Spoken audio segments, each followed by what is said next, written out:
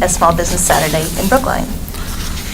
Okay, I'm very supportive, and I hope residents who are watching, our vast TV audience, will shop local, especially on Saturday, but any day. Saturday after Thanksgiving is an important shopping day. So we also have some. The next item agenda is a goodie. Can I make a comment? Sure, please. I support Small Business Saturday, and I think it's very important for us to support local businesses, small businesses, even if they're not local. But I wonder if are there reasons why we have such a high percentage of small local businesses?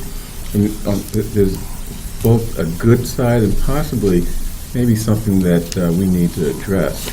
That is, for example, keeping out a quality supermarket from Brookline. I mean, just one example. There are probably others. But, I've always wondered, why don't we have a serious supermarket in Brookline? Why do I have to travel to, Newton to see a Star Market or Wegmans, which are real quality supermarkets? Has anyone thought of, whether there's something that we're doing that's keeping that type of development or others out? Yeah, so as far as grocery stores go, we do have the Star Market, I believe, on Beacon Street. Yep, we do. But it is smaller, right, Right. than the one that's in Newton. We also have Trader Joe's, which my understanding is the busiest in the country, and managers have to work in that one before being moved up into the corporate situation. But to your larger point, what we see and what we hear from consultants as we look at different commercial areas is that the shape and diversity of ownership of our commercial properties very much restricts redevelopment opportunities for something like a Wegmans to come in. So both the depth of the parcel as well as just the fractured ownership. That fractured ownership is also a mixed blessing when it comes to supporting independence. Many of our business owners in our commercial areas are, third and fourth generation families, and they care very deeply about the community as a whole, as well as their individual businesses. They like to have a mix for different reasons. Our independents actually pay usually more per square foot in rent than national chains. But if they have a mortgage, banks usually like to see a mix of independents and chains in order to have better credit in the portfolio. So it's a complicated story. But to your question about grocery stores, it's all about the real estate property shape as well as ownership. I'll point out that we've got some other major grocery stores in town. We've got a Stop and Shop on Harvard Street, which we talk a lot about. We have 2 Whole Foods in town. So One Whole Food. One Whole Food, And one right on the call border. Food. well, Brighton side. fair enough. But it's my observation informally that large grocery stores come into parcels when there's a major redevelopment, and it is true that there's been some redevelopment in town over the past few years, but it's been in 2 instances around hotels, 1 instance around medical office space. There just hasn't been a development in recent memory that would be a natural fit for a grocery store. I'll also note the Stop and Shop site, that's an older Stop and Shop. I think it was renovated last in the 80s. It's actually zoned for local business for no more than 5,000 square feet, which is, my view on that parcel, that's a mis-zoning. It's an incorrect zoning for the parcel. And it's probably been that way for generations, but I'd be curious to know what the rationale was way back whenever that zoning was passed. But that in and of itself would be a hindrance to expansion, perhaps modernization of that supermarket. So let's proclaim Saturday, November 25th as Small Business Saturday. So the motion is that we endorse and sign the proclamation. All those in favor, please say aye. Selectman Franco. Aye. Oh, I can't say selectmen anymore. No, the AG hasn't approved. Well, I'm gotta get used to it. So, select, You don't get your hand slapped for failing to use them. I'm going to say Mr. Franco. Aye. Ms. Heller. Aye. Mr. Green. Aye. Ms. Hamilton. Aye. And the chair votes aye. That's not in the spirit of that. Because it's still, I guess that's my, It's your small act of rebellion. right, my small act of rebellion against town meeting. Now we have a request for a holiday parking waiver. Ms. Yes. Bruton. So, part two. So, last year, the Board of Selectmen issued a parking waiver for spaces throughout town, both for Small Business Saturday as well as for the First Light Festival. This year, what I am recommending is, in talking with other staff as well, in Transportation and Selectmen's Office, is that we consider waiving parking for a smaller subset of areas that are our core commercial areas, which are listed here. Beacon Street, but, intermittently in our core commercial areas, Harvard Street, the entire length, Washington Street, and the parking lots that support those commercial districts. Is that going to be confusing to people? Every meter is bagged, and we also put signage up on the multi-space meters. What won't be, I'm sure it will be confusing to some, absolutely. What the side streets were very labor-intensive last year, and so we felt like it would be a good effort to try to cut out the, fully residential areas, say between, let me find an example, between Hawes Street and Charles Street, where, everything else would be bright red bags as you could march along Beacon Street, and then it will abruptly end for several blocks. But, we don't know for sure. I think to that point, I remember last year going to work on Monday morning and still seeing some bags over meters, particularly in locations that I wouldn't consider to be commercial. Brookline Avenue, for example, which is, Oh, yeah. is not proximate to a commercial area and is certainly a part of town, particularly during the work week, that a lot of commuters to the lower Right. medical area use. So I think a combination of, frankly, revenue that the town generates from parking revenue during the work week, combined with the fact that it was such a lift to bag every meter and then remove those bags in a timely fashion, gives me some comfort with this proposal. Yeah, so we Okay. think it's about half the individual metering, the individual bagging as last year. So in our calendar, you're asking for an all-day on the 25th, and then you're also asking for a few hours on November 30th for Yes. First Light? Yes, and practically the way this works is for Small Business Saturday, the crew will likely need to be overtime in the evening, Friday night, in order to have the free parking ready for when the shops open Saturday morning.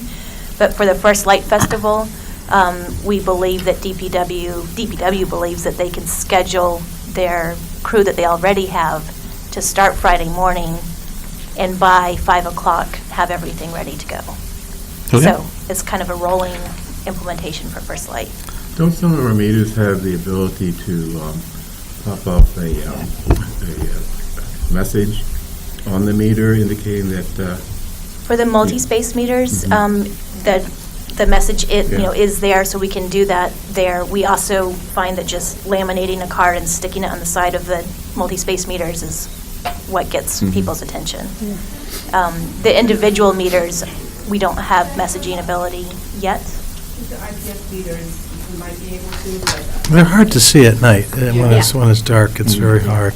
Kara, is the cost, the lost revenue for the, was a projected 11, when you limit it to these areas, what's that bringing it down to? It is 11,000 for these limited areas. all We right. did not do look back last year. There's been several changes, so it was just with the passport parking coming online, a lot of people are paying more than they're using, so until we use Passport for a couple of years, we're not going to know exactly what's going on. So why is it different for First Light, just that cost of OT or something? What this includes is meter revenues that Todd looked at for a similar day. So for example, Small Business Saturday, he looked at a similar Saturday. Got it, so it's a different day. And First Light is a Thursday, different day, so yeah, less okay. demand. Thank you. Yeah. And also less labor for First Light as well. So the 11,000 figure includes the overtime cost? It includes the overtime. First Light doesn't have Overtime. So it doesn't- overtime. It's just the labor that we're already paying for in our town budget. Okay, any other questions or comments? So I'll move that we grant the waiver request for metered parking fees on behalf of local merchants and Merchant Association for the following events in support of visiting, supporting and shopping in Brookline business and commercial districts for November 25th for Small Business Saturday and November 30th. And this will cover Beacon Street from Town Line west to Hawes, Charles to Marion, Westbourne Terrace to Tappan Williston, Harvard the entire length, Washington Street the entire length, and the parking lots at Babcock Center, Center Street East, Fuller, Kent Webster, and Webster Street. All those in favor, please say aye. Mr. Franco. Aye. Ms. Heller. Aye. Mr. Green. Aye. Ms. Hamilton. Aye. And the chair votes aye. We should, while we're on the topic of parking, make note that I believe that we're going to allow overnight parking on Thanksgiving Day, on the 23rd, which is standard procedure, but I don't think it's widely known in town. Okay. It's a holiday. Okay, thank you, Kara. So the only other thing on our agenda is Article 22. I presume Neil Gordon isn't here yet. Why don't you?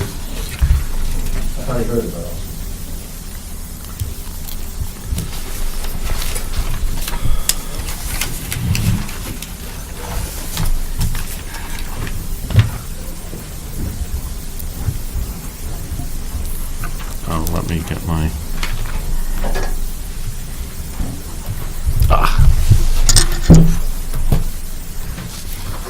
Mr. Gordon. So, we're going to talk about Article 22 again. You might want to sit by the mic. Yeah. If I have anything new to say. So, Mr. Green, Yes. you had been thinking that perhaps we should think about endorsing the advisory committee version Yeah. of the motion. And then I note that on your seat, there's a couple of minor adjustments that are going to be proposed to the advisory committee, I guess in another 15, 20 minutes. Have you seen those? I've read the emails about. Well, yeah, it's from the emails. So what are your thoughts? Well, my thoughts are that yesterday, and from my perspective, out of frustration, in a certain sense, I just threw up my hands. I mean, you know, been through this warrant article over 5 meetings of the Board of Selectmen, many discussions with advisory committee members, and, you know, at the last minute, I tried to, you know, come to a solution with the petitioner and was rebuffed, and I was, unfortunately, I think I saw no recommendation. It's just a way out of that morass. I think that was a mistake, at least with respect to, you know, my doing that. And it would make sense to give town meeting an opportunity to compare the 2 warrant articles and make their decision as to which one they want to put forth as speaking for the town. I know that there are some corrections that Marty has suggested to the advisory committee's warrant article. And, to the extent that we can make those corrections, to the extent that the moderator is okay with them, we should probably do it. To the extent that the moderator doesn't accept them, I think that the key issue is the resolved clauses. I mean, those are the operative clauses of the resolution, and those are the clauses that really say what we want to do. And the recitals, although, nice and should always be accurate and all that, really, are not essential to this article. So the advisory, what's going to advisory is just a couple of cross-out words. Neil, if I might just Sure. change the characterization of the suggestions to the advisory committee. What Marty Rosenthal pointed out to the advisory committee were factual errors he found in the advisory committee's motion. Such as? So that's a conversation by email or otherwise that I was either not a party to if it wasn't an email, or I don't remember the details and didn't focus on them. I suggest that the subcommittee of advisory can speak to them. Mr. Goldstein. We asked him more than once to tell us what he found the problems with it, and he did not get back to us. The scrivener's errors that advisory will consider tonight, which are just very minor, with an attempt by Dan Gilbart and Sandman to address what they thought was concerning us. But as far as factual errors, he was given no information whatsoever. So understanding about version. The other thing, one of the factual errors was to take out federal in terms of proposed reforms at what we call federal and state levels. Right. You're saying that there were no reforms at the federal level, but in the rose-colored explanation of the article, I seem to recall that there was a statement that there's some movement at the federal level. That's one of the things the advisory will be taking up tonight, to delete the word federal. But again, all the facts that came from the advisory committee version came from Marty's version. Right. I mean, we can take it out because this is really about state law, but, I don't think it's a factual mistake, so, for whatever that's worth. So, Mr. Green, are you going to make a motion that we recommend favorable action on the advisory motion with the minor adjustments that Ms. Gelbart is going to be proposing Right. to advisory? Well, I propose we reconsider our vote last night, and then I would propose Okay. that we take up the advisory committee's version of warrant Article 22. Okay, so I'll move reconsideration of Article 22. All those in favor? Mr. Franco? Aye. Ms. Heller? Aye. Mr. Green? Aye. Ms. Hamilton? Aye. And the chair votes aye. And by the way, let me just mention one thing that the chair, noted to me, and that is our agenda does have an item with respect to reconsideration, so this is something that, was noticed to the public as a possible action that we would take. Right, and I sent an email to Mr. Gordon and Mr. Rosenthal. Okay, so I will move the advisory committee motion, the advisory committee motion with the Gelbart adjustments in anticipation that advisory will endorse those. All those, So yep. you're going to do this as one motion, not two motions, one to change and then one to change our recommendation? I don't think I need to do that.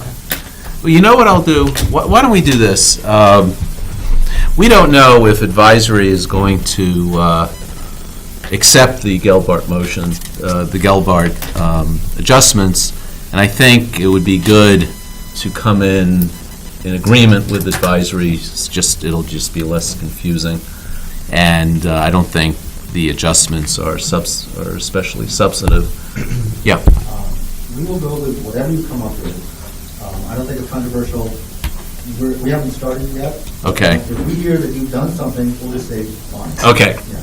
So let's, I'll move the advisory motion with the Gelbart adjustments. Is there any concern that the moderator would object? I mean, I can't imagine it would. I don't, If they're being treated at advisory as Scrivener's errors, not as a consideration, and then just Scrivener's errors, so I don't think anyone will have on that. okay. All those in favor, please say aye, select. Mr. Franco. I'm going to abstain. Okay. Ms. Heller. I'm abstaining for the reasons I stated last night, which is that I want to hear the full debate Okay. before I make up my mind. Mr. Green. Yes. Ms. Hamilton. I'm going to vote no, just because I don't have what I'm voting for exactly in front of me. Okay. And I will vote yes. So wait, what is, This is what So that's, what is Oh, I it you know. don't have before you? Well, I mean, it's, it's in your book. yeah, It's in the supplement. but we don't know exactly whether or not it will be this by the time it goes through. Well, it's going to be our motion. We're leading advisory. Someone has to take the lead. I'm going to abstain. So my vote to abstain was based on the fact that I have no idea what's going on with these articles. I mean, there's an allegation that there's factual errors in the advisory committee motion. Whether or not Mr. Rosenthal has responded or not, it doesn't negate the fact that there's questions about what's a fact and what isn't.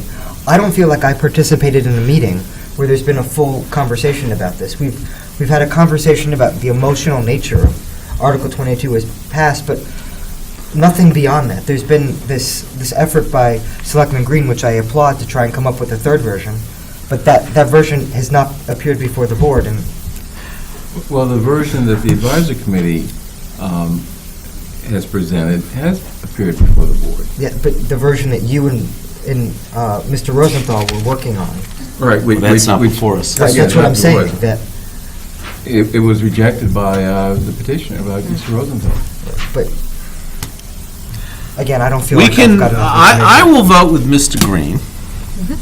And so therefore, the selectmen will have Where are a we? recommendation of 203. So it's a weak I recommendation. thought somebody voted no. I changed it to abstain. Oh, okay. 203. It's 203. The abstentions have it. Well, assuming the advisory committee accepts that, we will have the two options before us. So we just voted, Mr. Lynn Jones, 203 to go with the Gelbart adjustments.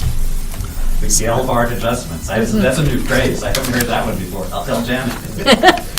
Well, to be clear, Okay. your version with those. Right, your version with the Gelbart adjustments.